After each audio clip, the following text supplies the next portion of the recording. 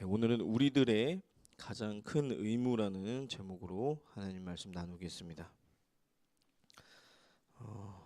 우리들의 삶을 이 인생을 살아가는 데 있어서 실천해야 할 가장 큰 의무가 있다면 그게 바로 무엇일까요? 우리에게 가장 큰 의무.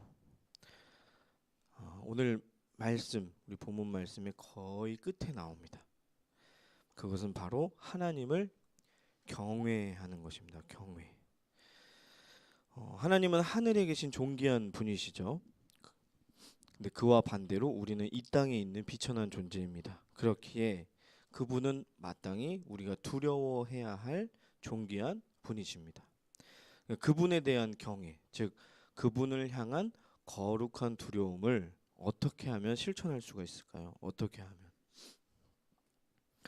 오늘 본문 말씀 전도서 5장 1절 7절까지의 말씀은 우리에게 말해주고 있습니다. 하나님과 사람의 관계를 긴밀하게 연결해주는 이 예배 생활에 있어서 하나님께 경외해야 한다는 것입니다.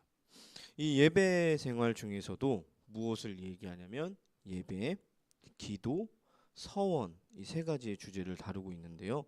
특히 오늘 본문에서 자주 등장하는 단어는 하나님과 더불어 입 그리고 말, 그다음에 서원, 꿈 등으로서 대부분 이 내가 하는 사람의 말과 관련하여 예배자가 하나님 앞에 어떤 태도를 갖고 어떻게 행동해야 지혜로운지 오늘 말씀을 통해서 경고하면서 우리에게 조언을 해주고 있습니다. 그렇기 때문에 오늘 본문의 전반적인 내용과 함께 우리가 염두에 두어야 할 점은 단순히 예배에 대한 조언만이 아니라 하나님의 주권적인 그 통치와 그리고 그 통치 아래에 헛된 세상에서 사람이 갖는 한계를 인정하라는 그 말씀을 하고 있습니다. 오늘 본문에서는요 하나님을 경외함에 있어서 우리에게 세 가지로 말해주고 있습니다. 그 중에서 첫 번째가 바로 입으로 경외하라. 하나님 앞에서 함부로 입을 놀려서는 안 된다는 것을 얘기해주고 있습니다. 하나님은 하늘에 계시고 너는 땅에 있기 때문입니다.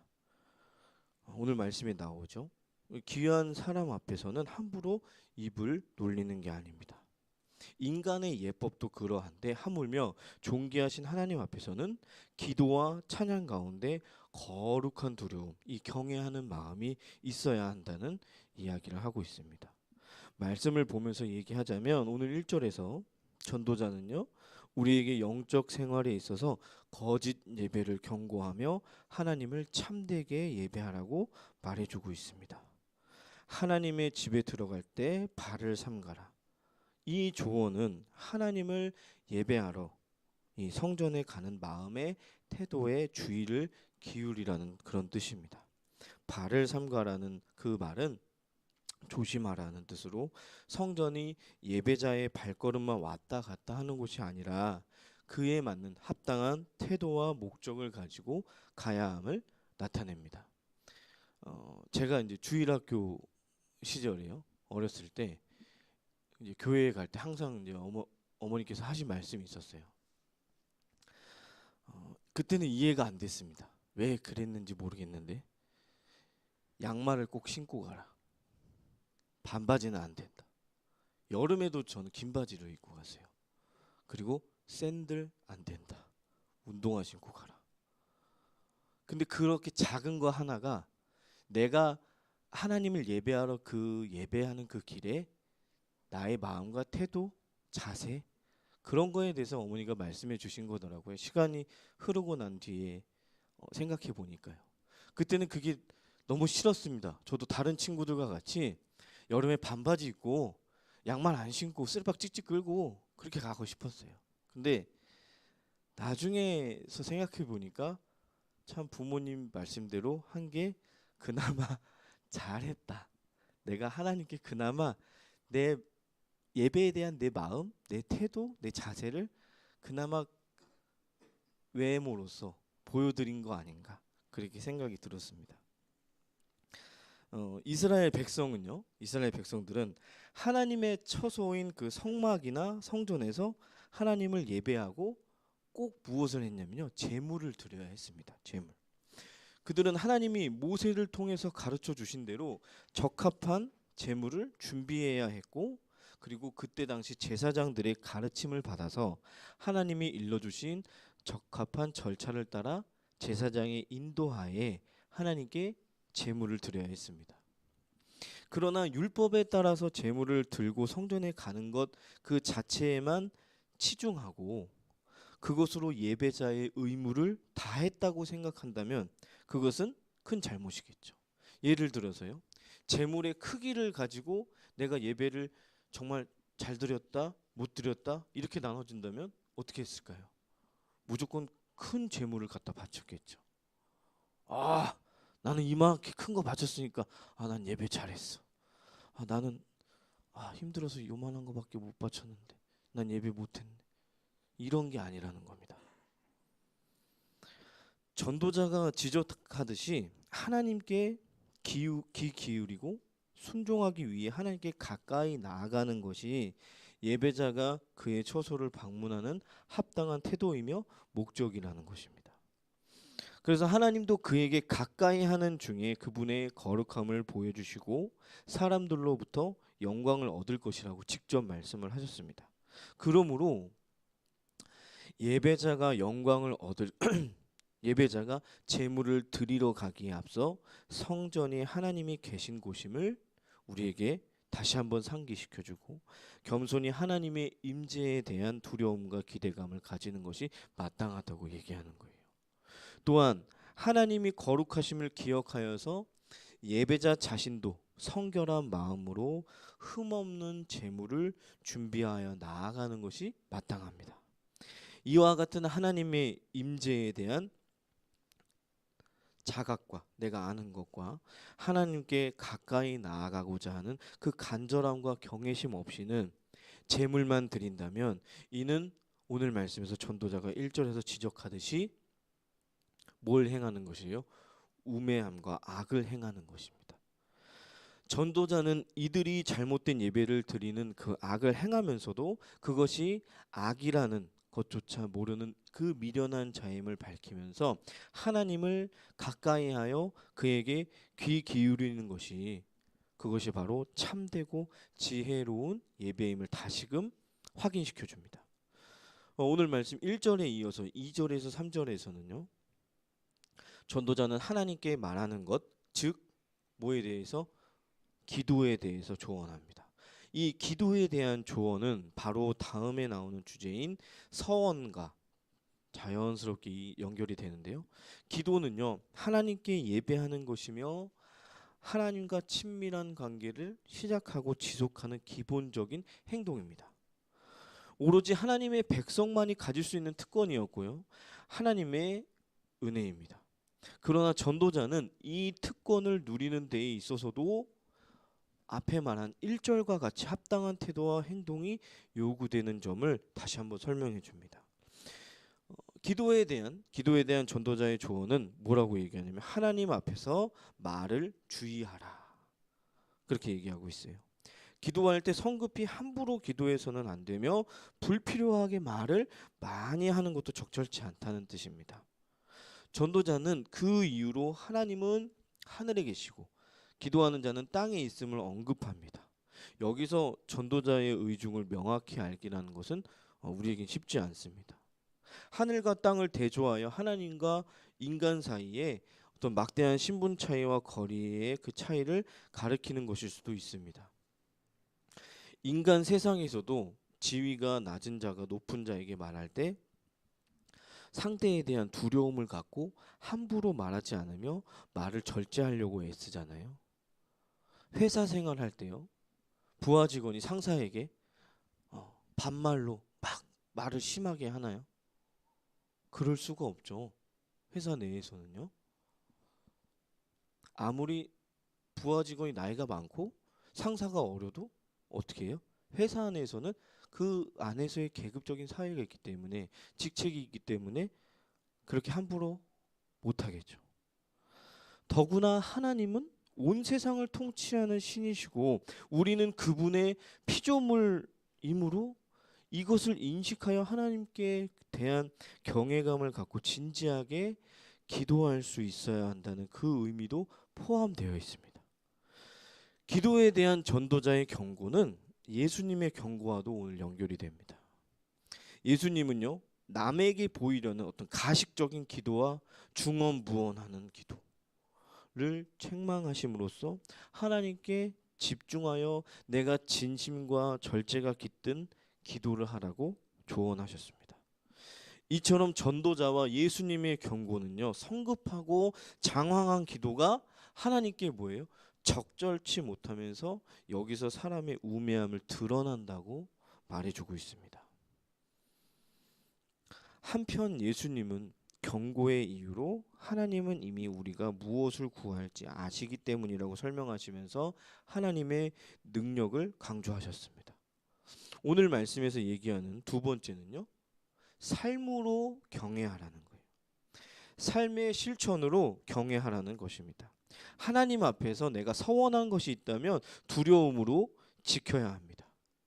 사람 앞에뿐 아니라 하나님께 한 약속도 정말로 두렵도록 중요합니다. 하나님을 경외한다면 그분 앞에서 한 말을 지키라는 것입니다. 제가 이제 오늘 말씀에 나온 이 서원 기도로 태어났는데요. 그것에 대한 부담과 어떤 뭐라 그럴까요? 그 좀 무거운 마음을 부모님은 아직도 갖고 계시더라고요. 예. 이미 제가 이제 목회자가 돼서 있는데도 그것에 대한 한편의 그 마음이 아직도 힘드신 게 있으신 것 같더라고요. 제가 어렸을 때 서원 기도로 태어났기 때문에 넌 목사가 돼야 된다, 목회자가 돼야 된다 수없이 들었습니다. 그래서 저는 그냥 학교 잘 다니고 내가 크면 되는 줄 알았어요. 너무 세뇌를 많이 받아가지고요. 되는 줄 알았습니다. 근데 제가 중학교, 고등학교를 들어가면서 점점 저의 생각이 바뀌어지고 내가 잘할 수 있는 곳은 그쪽이 아닌 것 같은데 다른 쪽인 것 같은데 하면서 이제 부모님께 이제 얘기를 했죠. 못하겠다. 부모님이 원하시는 대로 기도하신 대로는 제가 못하겠다. 그랬더니 부모님이 그럼 나중이라도 해라. 너가 하고 싶은 거 하고 나중이라도 해라 그러시더라고요. 그래서 정말 저는 이제 대학교를 제가 원하는 곳으로 갔습니다. 그렇게 하고 1년 지나고 군대에 들어갔다 왔는데 거기서 저를 확 바꿔놓으시더라고요. 군대에 갔다 와서 전역하고 다시 어떤 것에 대해서 결정을 해야 되는데 갈피를 못 잡고 있을 때 기도하게 하시더라고요. 제가 3년 동안 새벽 기도를 했습니다. 그러면서 이 길로 인도해 주셨어요. 제가 부모님이 서원하셨지만 어쨌든 하나님이 저를 부르신 것에 대해 그 소명에 대해서 얘기해 주시면서 길로 인도하시더라고요. 네. 그래서 제가 속으로 생각한 것이 있습니다. 이 말씀을 알기 때문에 그럼 잘 지킨 것이 아닌가 그런 생각도 해봤습니다. 그래서 부모님께 나중에 대해서 이제는 좀 부담감을 좀 덜어놓으시라고 얘기했던 그 기억이 납니다. 네. 하나님을 경외한다면 그분 앞에서 한 말, 지금 제가 얘기하고 있는 이 서원 눈에 보이지 않는다고 말만 하고 실천이 없는 껍데기 신앙을 경계하자고 말하고 있는 것입니다. 오늘 본문 이제 4절에서 7절 말씀은요. 전도자는 기도에 덧붙여서 이 서원에 대해 언급하면서 서원한 경우에는 꼭 서원을 갚으라고 경고합니다. 그러니까 여기서 전도자는 서원이 하늘에 계신 하나님께 하는 약속이라는 점을 강조하고 있는 거예요. 이것이 사람과 사람 사이의 약속이 아니라 하나님과 사람과의 약속임을 강조하는 것입니다. 하나님은 우주를 창조하신 분이며 전능함으로 다스리는 분이시지만 인간은 뭐예요? 한정된 공간에 살면서 제한된 능력을 지닌 자임을 인정해야 한다는 의미입니다. 그러니까 인간으로서 한 사람이 다른 사람에게 약속을 할 때에도 신중해야 함이 당연한데 우리의 창조자이며 전능자이신 하나님께 내가 서원하는 거, 약속할 때는 얼마나 더 신중해야 된다는 거. 감정에 치우쳐서 섣부른 그 서원을 하거나 서원한 것을 가볍게 여긴다면 서원을 뭐예요? 아예 안 하는 것이 낫다고 이야기하는 거예요. 예. 하나님의 이름으로 거짓 맹세를 하거나 변명하거나 서원을 행하지 않는 것은 하나님과 그의 이름을 욕되게 하는 행위이기 때문입니다. 실제적으로 서원은요, 서원자로 하여금 여러 혜택을 누릴 수 있는 기회를 줍니다. 서원하는 자는 그 서원을 통해 자신이 하나님을 신뢰하며 그의 능력을 인정하고 있음을 나타낼 수가 있습니다. 그 약속을 통해서 하나님과 더 친밀한 관계에 이르기를 기대할 수가 있습니다. 그래서 서원이 이루어지는 과정을 통해 하나님의 놀라운 기적과 응답을 기대하고 경험할 수가 있습니다. 또한 하나님과의 이 약속을 지킴으로써 자신의 진실함 그리고 신실함, 하나님에 대한 충성과 헌신을 증명할 수가 있습니다. 여기에 이제 적절한 예가 있는데요. 서원한 대로 아기 사무엘을 하나님께 드린 그의 어머니 한나에게서 찾아볼 수가 있습니다. 그렇지만 이 서원의 특권을 누리는 데는 때로는 위험과 대가가 따릅니다. 입다의 경우는요. 전쟁 승리 후 돌아올 때 자기를 맞으려 나오는 것을 번제로 바치겠다는 섣부르고 아주 우매한 서원을 했고요. 서원을 지키기 위해 자기 딸을 번제로 바치는 대가를 치러야 했습니다. 이처럼 서원을 하고 서원을 지키는 데 있어서 지혜롭고 합당한 태도와 행동이 함께하지 않으면 이 특권은 우매와 범죄에 이르는 길이 되며 하나님의 진노와 심판을 살 수 있습니다. 민수기 30장에서는요 몇 가지 서원을 무효화할 수 있는 예외를 기록했지만 본문 오늘 4절에서 6절뿐 아니라 신명기 23장 21절에서 23절 말씀에서도 하나님께 서원한 것을 갚지 않으면 이는 분명히 죄임을 확실하게 밝히고 있습니다. 서원은 선택이지 의무가 아님을 명심해야 합니다. 한편 전도자는 참된 예배 생활에 있어서 무슨 일이나 걱정에 사로잡혀 있는 것, 이로 인해서 필요 없는 생각이나 꿈에 집중하거나 의지하는 것, 그리고 성급하고 많은 말을 하는 것을 모두 우매하고 헛되다고 말하고 있어요. 전도자는 하나님을 향한 예배자에게 근본적으로 필요한 것은 다름 아닌 뭐라고요? 하나님을 경외하는 마음임을 계속해서 강조하며 조언을 마칩니다. 마지막 세 번째는요. 귀로 경외하라입니다. 하나님에 대한 경외는 입으로도 하지만 더욱더 귀로써 경외해야 합니다. 하나님을 두려워한다는 것은 무엇보다 그분의 뭐예요? 말씀에 귀를 기울이는 것입니다. 가까이 하여 말씀을 듣는 것이 우매한 자들이 제물을 드리는 것보다 나으니 우리는 그분 앞에서 말하는 자 이전에 들어야 할 자들입니다. 기도에 있어서도요. 진정한 기도는 내 뜻을 관철하는 것이 아니라 하나님의 뜻을 뭐예요? 받아들이고 순종하는 겁니다. 그렇게 하나님을 듣는 것이 하나님의 말씀을 듣는 것이 중요합니다. 하나님의 말씀을 듣지 않는 그 어리석은 자의 제사보다 말씀을 듣고 순종하는 것을 더 좋아하십니다. 어리석은 자는요 말씀을 듣지 않기 때문에 악을 행하면서도 그것이 잘못된 것임을 깨닫지 못하고 회개하는 마음 없이 나아와 위선적인 예배를 드리게 됩니다. 이는 하나님은 우리와 비교할 수 없는 분이시기 때문입니다. 그분을 모르면 감히 준비 없이 나와서 중언부언하는 이방인처럼 준비 없는 마음에서 나오는 말과 여과 없이 걸러내는 것이 없이 쏟아낼 수 있고 그분의 지혜와 능력을 모르면 감히 하나님을 가르치듯 내 때와 내 방법으로 필요한 것을 달라고 요구할 수가 있습니다. 에덴 동산의 아담처럼 그리고 바벨탑을 세웠던 사람들처럼 하나님과 우리 사이의 그 차이와 간격을 인정하지 않는 무례함이 우리에게는 없는지 우리는 돌아봐야 합니다. 또한 많은 말과 생각보다 말씀을 듣는 것, 청종하는 것이 먼저입니다. 말씀을 듣기보다 내 생각이 많으면 뭐래요? 꿈이 많아지고 꿈이 많으면 어리석은 자의 헛된 말이 많아진다는 것입니다. 그런 사람이 하나님께 나아오고 하나님께 기도한다 해도 그때 하나님은 우리가 경외해야 할 분이 아니라 자기 꿈을 이루기 위해 어떤 필요한 사안으로 전락이 되고 맙니다. 예. 세속적인 성공과 뒤범벅된 나의 바람을 비전이나 꿈이란 그런 이름으로 미화시켜 버리고요. 작고 사소한 일상의 중요성을 눈 감게 하는 그 흐름을 우리는 늘 경계해야 합니다. 말씀을 듣고 한 발 한 발 순종하는 삶을 살 때 나의 꿈이 아니라 하나님의 꿈이 내 속에 아로 새겨질 것입니다. 그리고 경솔한 서원보다 역시 말씀 듣기가 먼저입니다. 말씀을 먼저 듣지 않으면 내 감정에 휩쓸려서 경솔하게 서원을 하게 됩니다.